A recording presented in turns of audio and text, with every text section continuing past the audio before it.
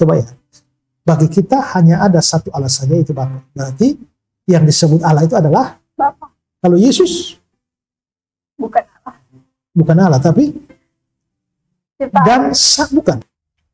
Kalau Islam misalnya pakai kalimat pertama, hanya ada satu Allah saja itu Bapa, jadi Yesus bukan Allah. Tapi kalimat selanjutnya, hanya ada satu Tuhan saja itu Yesus. Mereka mau terima Yesus Tuhan enggak? Sepertinya tidak. Sepertinya tidak. Kalau tidak, mereka tidak konsisten. Kalau kamu mau percaya kalimat pertama, kamu juga harus percaya kalimat kedua. Dan kalau Islam pakai argumentasi itu, harusnya Islam juga percaya, dan karenanya menerima Yesus sebagai satu-satunya Tuhan.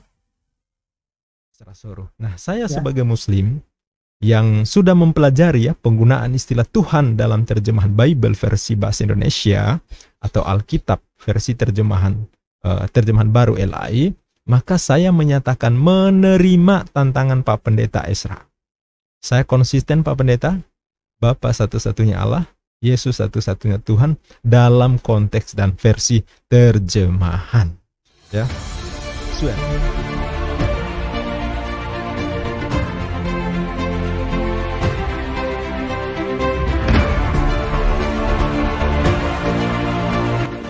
And how you do that?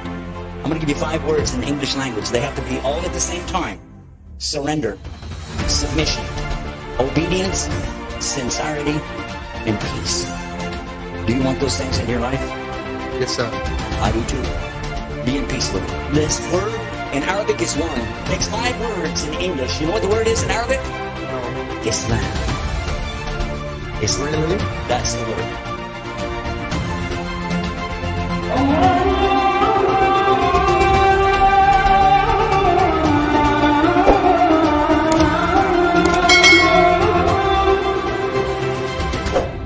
Assalamualaikum warahmatullahi wabarakatuh. Bismillahirrahmanirrahim. Alhamdulillahirrabbilalamin.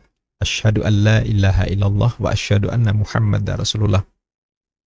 Sahabat Fakta Islam TV, kali ini saya akan menjawab pernyataan Pendeta Ezra Soru karena dia menyentil Muslim dalam videonya. Nah, sahabat, sampai detik ini udah lebih 2000 tahun masa Yesus, saudara kita di Kristiani masih belum sepakat menempatkan Yesus Kristus itu seperti apa dalam konsep ketuhanan, dalam teologi kekristenan. Beda denom, beda pula memahami jumlah oknum dalam keesaan Tuhan. Nah, terutama soal sosok Yesus. Dia satu dari 3 pribadi kah? Yesus adalah Bapa itu sendiri dalam rupa manusia kah? Yesus hanya utusan atau kurios dan bukan Tuhan dalam arti God kah? Ya. Tentu dalam terjemahan Bible, kata Tuhan dalam banyak varian yang berbeda, kata Allah juga dalam banyak varian yang berbeda. Nah, akhirnya membingungkan mereka. Nah, itu problem di kekristenan, khususnya di Indonesia. Nah, Pak Pendeta Ezra Soru dalam podcast yang bertema Yesus bukan Allah, dia menyinggung Muslim atau orang Islam ketika membahas ayat Bible. Dalam perjanjian baru, tepatnya di surat Paulus ya, di 1 Korintus pasal 8 ayat ke-6, tentang hanya satu Allah saja, yaitu Bapa, dan hanya satu Tuhan saja, yaitu Yesus Kristus. Nah, dia mempertanyakan Muslim, konsisten nggak dalam menyikapi maksud ayat ini?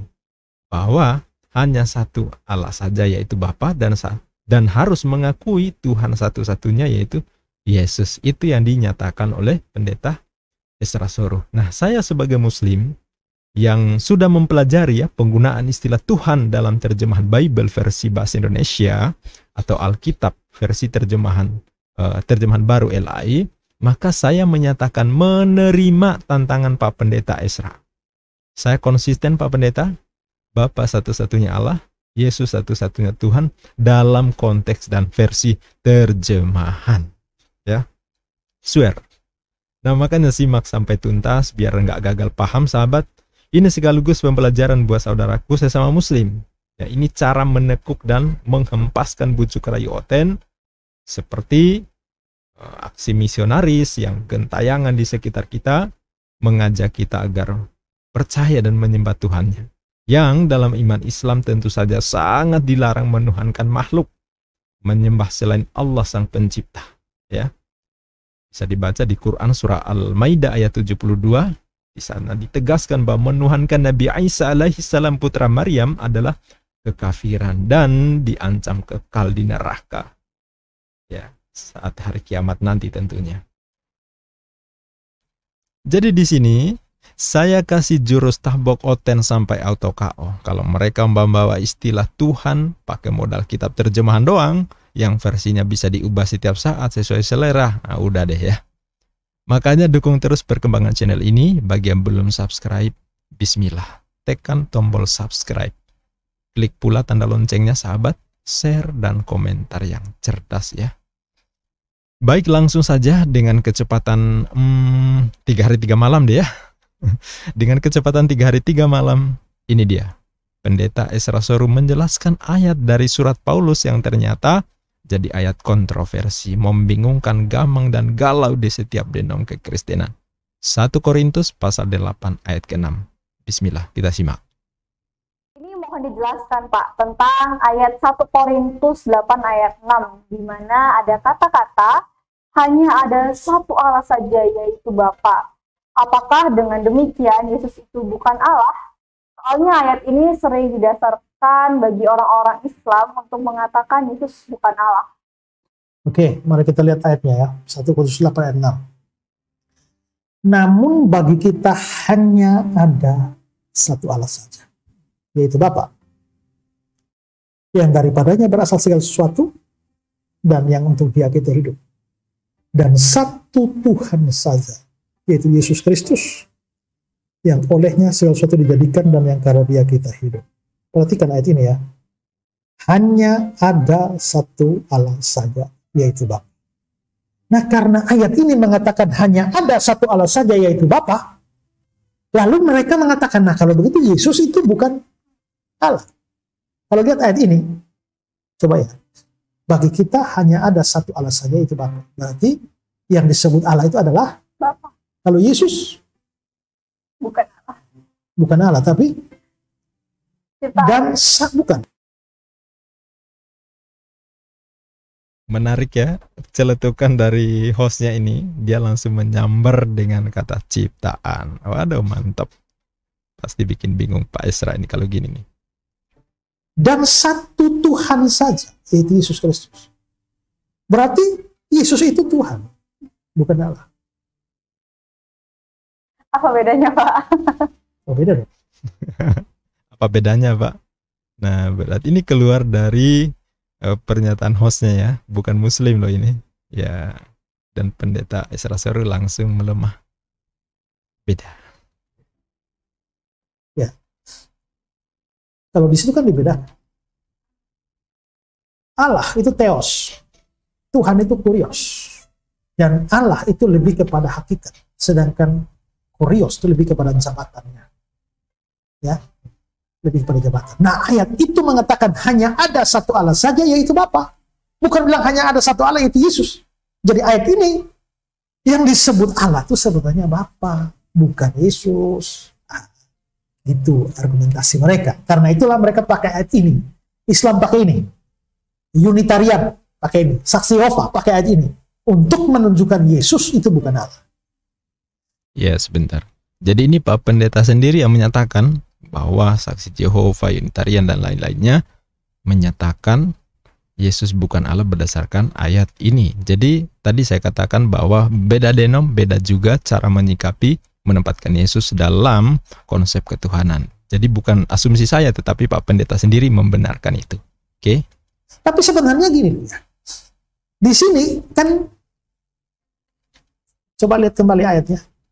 1 Korintus 8 ayat 6 ya.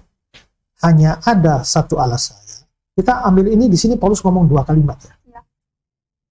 Pertama, hanya ada satu Allah saja. Kalimat kedua adalah satu Tuhan saja, yaitu Yesus kan. Ya. Sekarang pertanyaannya gini loh.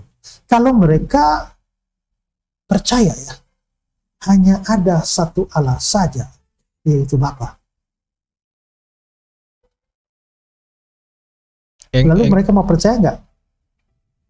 Karena hanya ada satu Allah saja, itu Bapa, dan mereka percaya itu sehingga menolak Yesus Allah. Padahal kalimat selanjutnya hanya satu Tuhan saja, yaitu Yesus Kristus. Ini mau percaya? Kalau Islam misalnya pakai kalimat pertama, hanya ada satu Allah saja, itu Bapa, jadi Yesus bukan Allah.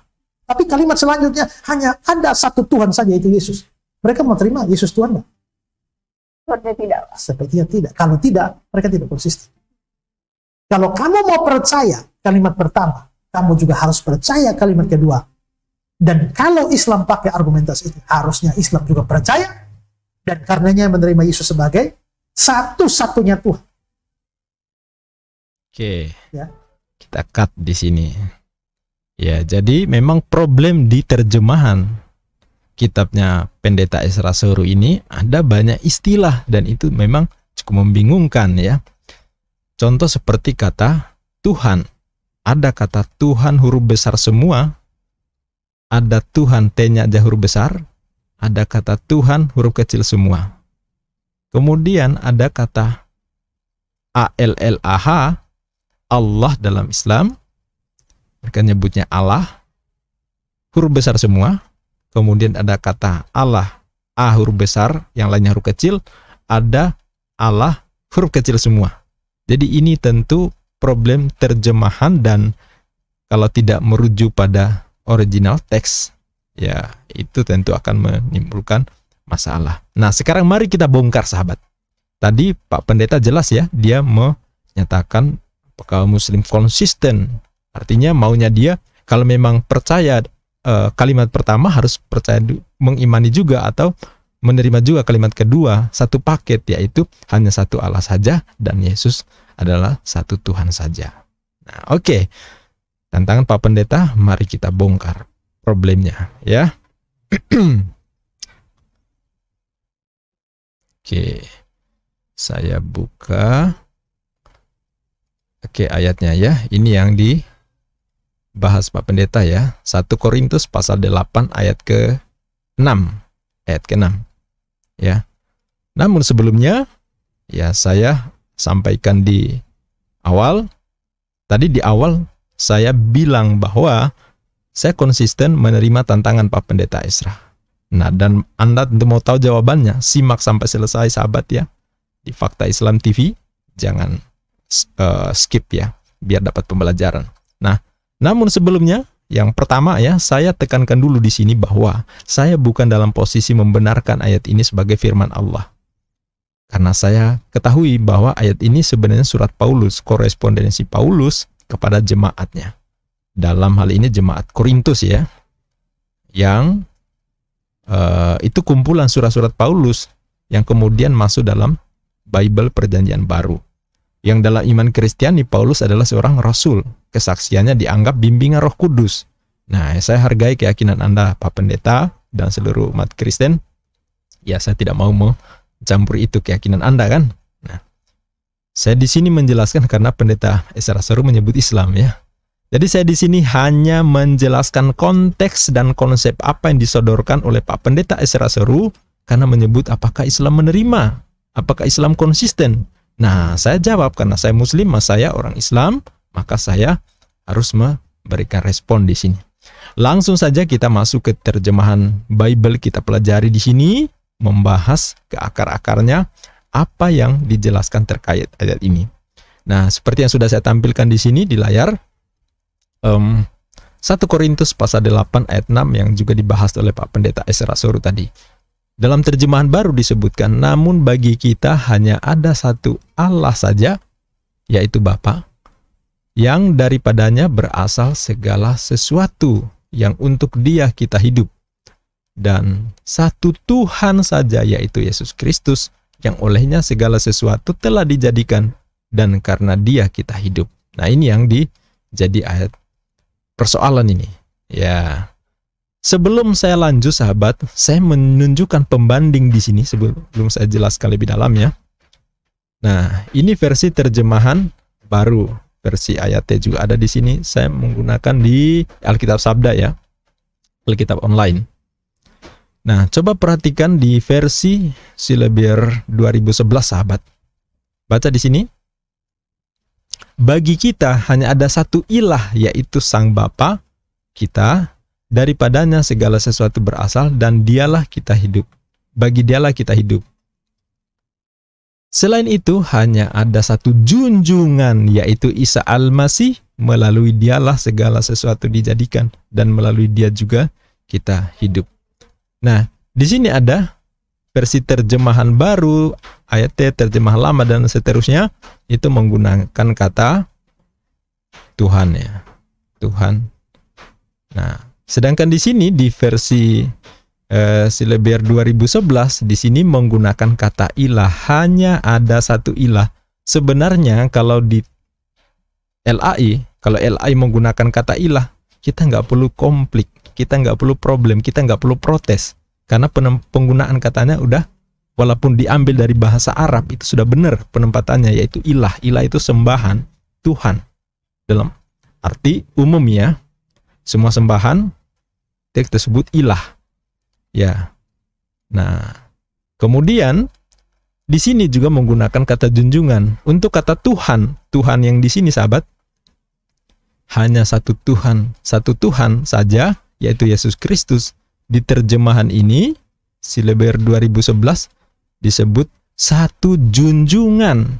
Hanya ada satu junjungan, yaitu Isa Al-Masih. Jelas? Jadi kalau seperti ini, apakah Muslim problem? Enggak, sama sekali enggak. Karena bagi kita, Yesus adalah junjungan, ya, Nabi yang tentu menjadi junjungan, yang diutus menjadi junjungan bagi Bani Israel. Dan kita sebagai Muslim juga menghormati, karena beliau salah satu Nabi yang dimuliakan, Nabi yang diutus oleh Allah, tetapi untuk Bani Israel. Apakah Muslim problem? Tidak problem. Nah, ini junjungan. Dan di situ bukan menggunakan Yesus Kristus, tapi Isa Al-Masih. Saya nggak tahu. Sileber 2011 ini Kristen yang denom apa, ya? Karena dia menggunakan nama Isa Al-Masih, bukan menggunakan Yesus Kristus. Kemudian kata Tuhan Yesus diubah menjadi junjungan. Bukan diubah, memang artinya junjungan yang sebenarnya, ya. Baik. Nah, sekarang ini, ya, yang kita bedah kata Tuhan. Kata Tuhan ini sebenarnya konteksnya apa sih? Sebenarnya maksudnya apa sih? Nah, kita buka di ini, ya. Di apa istilahnya? Leksikon, ya, di leksikonnya. Leksikon kata Tuhan tadi, mana dia? Ini. Leksikonnya 2962, nomor 2962, kita klik supaya kita tahu. Nah, di sini ternyata kata Tuhan tadi di bahasa Yunani-nya adalah kurios. Kurios. Sahabat, kurios ini bukan God. Bukan Tuhan. Dalam arti sang pencipta, bukan. Tetapi ini dia, sahabat. Tuanku, sama seperti kita tuanku Imam Bonjol atau Sayyid. Sayyid itu tuan. Sayyidina, tuanku. Ya, junjunganku. Orang yang dihormati, orang yang dimuliakan. Kemudian dalam bahasa Inggrisnya itu Lord.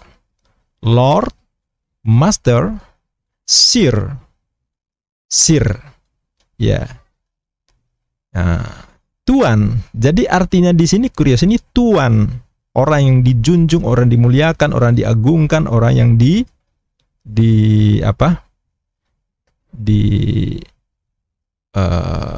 dimuliakan lah intinya, ya. Seperti itu, ya. Seperti kita menyebut kata tuan, tuanku Imam Bonjol, Paduka, Sri Raja, seperti itulah kurang lebih, ya. Jadi orang yang dimuliakan, orang yang diagungkan, itu kurios, ya. Jadi kalau dikatakan kembali ke terjemahan tadi, ke sini, jadi kalau di sini kata Tuhan, ya, yang sejatinya sebenarnya harusnya adalah Tuan, setara dengan Lord, setara dengan junjungan, setara dengan Sayyid, tentu bagi Muslim nggak masalah. Makanya kalau di sini dikatakan bahwa dan satu Tuan saja, Tuhan saja, yang dalam arti Tuan atau junjungan saja, yaitu Yesus Kristus, tentu saya sebagai Muslim tidak menyoal sama sekali. bahkan menerima ini. Ya, kalau begitu, kalau ini kita tempatkan sebagai Tuhan, maka kembali ke konteks awal bahwa Bapa satu-satunya Allah saja. Atau dalam Islam, Allah satu-satunya Tuhan sang pencipta, ilah sang pencipta, Ar-Rabb. Apakah bermasalah? Tidak. Ya, jadi bagi saya, Pak Pendeta, tidak masalah dengan ayat ini. Kenapa? Karena tidak menyalahi apa yang saya pahami. Sepanjang kata Tuhan bermakna Tuhan, junjungan, Lord, Sir, Sayyid. Tidak bermakna God. Tidak bermakna Tuhan sang pencipta. Tuhan alam semesta, pencipta seluruh alam semesta, tidak bermakna itu, ya kita terima. Jadi dengan begini, Pak Pendeta, ya saya sama sekali nggak bermasalah dengan pertanyaan Pak Pendeta atau tantangan Pak Pendeta. Malah saya terima. Persoalannya Pak Pendeta terima nggak? Bahwa di sini Tuhan harusnya sebenarnya Tuhan, bukan sebagai God, tapi cukup sebagai kurios. Tadi Pak Pendeta juga sudah menyinggung. Nah, sekarang untuk pamungkasnya kita harus artikan ini juga. Karena dalam terjemahan, walaupun ini agak ya bikin kita kesel ya, kenapa kata ALLAH, nama Rob dalam Islam dimasukkan dalam terjemahan Bible diartikan semena-mena. Ya, dan diartikan disama dengan ilah. Harusnya kan menggunakan ilah, bukan kata Allah. Tapi oke, sekarang kata Allah di sini, sahabat, di dalam terjemahan Bible ini bukan nama, tetapi hanya sebutan saja, hanya pangkat jabatan. Oke, nah sekarang kita lihat di leksikonnya, kata Allah ini 2316, coba kita klik. Nah di sini Theos, sahabat, Theos, nyebutnya Theos dalam bahasa Yunani. Theos ini, ya kalau saya pahami itu setara dengan Tuhan sang pencipta, God. Nah ini God. Nah ini jelas ya.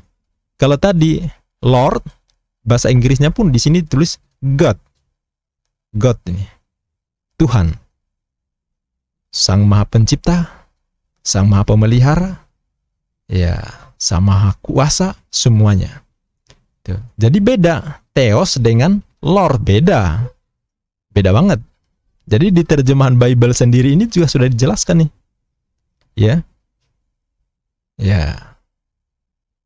Jadi walaupun mereka tidak menggunakan Allah itu sebagai nama, tetapi mereka hanya menggunakan sebagai predikat, tetapi jabatannya jelas, itu adalah Tuhan sang pencipta. Ya, bukan lagi sebagai Lord, bukan lagi sebagai Sir, bukan lagi sebagai Sayyid, sebagai junjungan. Berbeda. Nah, kita kembali. Nah, sudah paham ya? Jadi kalau sudah begini berarti Pak Pendeta Esra Suruh yang harusnya kita tantang balik. Ya, kita tantang balik bahwa Pak Pendeta, maukah ayat 1 Korintus pasal 8 ayat 6 ini kata Tuhan di sini diartikan sebagai Tuan, Kurios, Lord, Sir, Sayyid, junjungan. Sama seperti kami Muslim menempatkan para nabi sebagai junjungan, sebagai suri teladan, sebagai uswatun hasanah. Nabi kami Muhammad SAW kami sebut sebagai Sayyidina Muhammad SAW, Sayyidina Rasulullah SAW, junjungan kami, junjunganku Muhammad SAW. Nah, tapi apakah harus disikapi bahwa di sini permintaan Pak Pendeta Esra bahwa Yesus satu-satunya Tuhan atau satu-satunya Tuhan, ya, dalam bahasa saya, dalam terjemahan saya jelas kami hanya percaya bahwa Yesus khusus untuk Bani Israel, hanya untuk Bani Israel, dan bukan hanya kata saya, tetapi Yesus sendiri dalam satu sabdanya di Bible ini juga menyebutkan hal itu. tidaklah aku diutus hanya kepada domba sesat dari Bani Israel. Nah, saya lupa ayatnya, tapi coba saya masukkan ini ya. Kata kuncinya, aku diutus hanya kepada domba sesat. Nah, oke, kita buka. Oke, nah ini Matius. Ini pernyataan Yesus ya. Ya. Di Matius pasal ke-15 ayat ke-24. Jawab Yesus, aku diutus hanya kepada domba-domba yang hilang dari umat Israel. Jelas, Yesus mengaku dirinya hanya diutus kepada domba yang hilang dari umat Israel. Ya.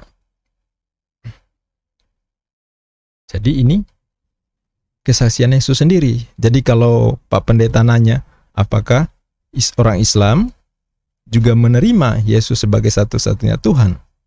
Jelas tidak. Ya. Karena Tuhan dalam arti Tuhan ini, sekali lagi dalam arti Tuhan, saya ketika kata Tuhan di sini saya tidak mengartikan sama seperti God, tetapi sebagai Tuhan saja, junjungan. Nah, junjungan tentu banyak. Semua para nabi dalam Islam, semua nabi itu harus dimuliakan, dituankan. Ya. Statusnya kurios. Nah, gitu ya. Jadi seperti itu pembahasan saya, jelas. Biar kita tidak salah memahami kata-kata Tuhan dalam terjemahan Bible ini. Nah, dan saya sekali lagi menegaskan, saudaraku yang muslim, ketika membaca ayat Bible, kata-kata Tuhan, satu huruf besarnya depannya saja, harus dianggap sebagai Tuhan, bukan sebagai Tuhan. Nah, sebagai tambahan, pamungkas ya, saya buka di Yohanes 13:13. Yohanes 13 ayat 13. Coba kita baca di sini sahabat, biar makin menambah wawasannya.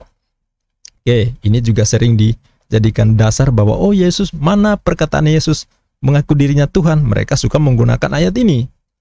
Yohanes 13:13, kamu menyebut aku guru dan Tuhan. Ini ya, Tuhan, kembali ke kata Tuhan ya. Ini pernyataan Yesus sendiri.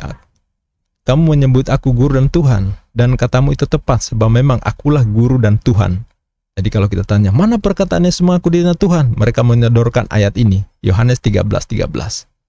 Tetapi sahabat, setelah kita baca lagi di perbandingan termasuk di terjemahan yang lama, kata Tuhan ini sebenarnya bukan Tuhan dalam arti God, tetapi dalam arti Tuhan, seperti yang sudah saya jelaskan tadi. Nah, coba kita lihat di versi lama ya, versi kuno. Coba lihat versi kuno. Nah ini sahabat, lihat di versi ND. Kamu memanggil aku guru dan Tuhan. Tuhan ya. Bukan God, bukan. Tuhan. Jelas ini? Ya, versi ND. Kamu memanggil aku guru dan Tuhan. Jadi kata Tuhan itu harus disikapi sebagai Tuhan. Oke? Nah, mungkin ini cuman mungkin ejaan lama sama ejaan baru. Oke. Sekarang kita buka di versi bahasa Inggris ya. Kita buka di versi bahasa Inggris, King James Version. Coba diperhatikan di sini sahabat. Ya, di sini apa? Lord. Ya. Guru dan Tuhan. Guru, Master and Lord. Guru dan Tuhan. Versi Net Bible, Teacher and Lord, Tuhan. NESB, Teacher and Lord. Ya, ini sama-sama ini semuanya. Teacher and Lord. Nggak ada yang nyebut God, nggak ada. Semuanya Teacher and Lord. LEB, NIV, Teacher and Lord. Ya, ESV, Teacher and Lord. Ya, ini teacher and Lord. Ini teacher and Lord. Ini teacher and Lord. Guru dan Tuhan. Bukan guru dan Tuhan. Iya. Jadi jelas ya. Jadi saya menyimpulkan bahwa kata-kata Tuhan untuk merujuk pada Yesus dalam terjemahan Bible bukan Tuhan dalam arti God, tetapi Tuhan dalam arti Tuan, junjungan, Lord, Sir, Sayyid ya dalam Islam. Oke, itu saja sahabat, mudah-mudahan sudah memberikan informasi dan pencerahan dan makin menguatkan iman kita sebagai muslim. Ya, jadi baik dalam kitab kita maupun di kitabnya mereka ini ternyata tidak menunjukkan bahwa Yesus disikapi sebagai Tuhan dalam arti Sang Pencipta. Berdasarkan apa yang tertulis ya. Ya, berdasarkan apa yang tertulis saya tegaskan. Bukan berdasarkan dogma atau doktrin, tapi berdasarkan apa yang tertulis seperti itu. Kalau berbeda ya silakan, tetapi yang tertulis seperti itu ya. Oke, demikian sahabat, mudah-mudahan memberikan pencerahan. Bagi yang belum subscribe, silakan tekan tombol subscribe untuk mendukung perkembangan channel ini. Terima kasih yang sahabat yang menonton sampai selesai. Silakan komentar atau memberikan tanggapan secara cerdas dan beradab di kolom komentar. Billahi taufik wal hidayah. Wassalamualaikum warahmatullahi wabarakatuh.